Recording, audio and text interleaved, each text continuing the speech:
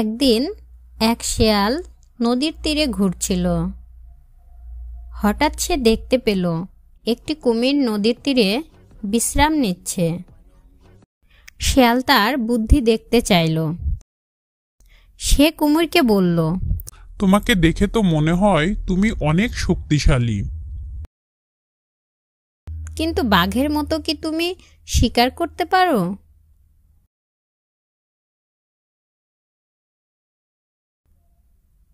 কুমির শেয়ালের কথায় প্রভাবিত হলো এবং বলল, আমার শক্তি বাঘের চেয়ে কম নয়।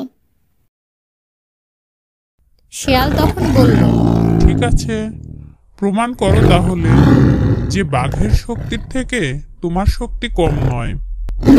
তুমি যদি বাঘকে ধরে আনতে পারো তাহলে তোমাকে সবচেয়ে শক্তিশালী বলবো।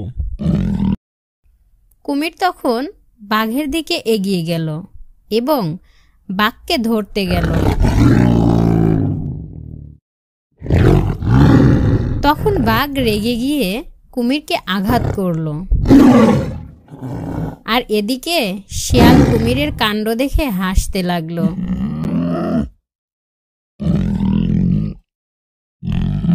এখানে শিক্ষণীয় দিক হলো, কারো কথায় উৎসাহিত হয়ে নিজের যোগ্যতার থেকে বেশি কিছু করতে গেলে তাতে খারাপ কিছুই হয়।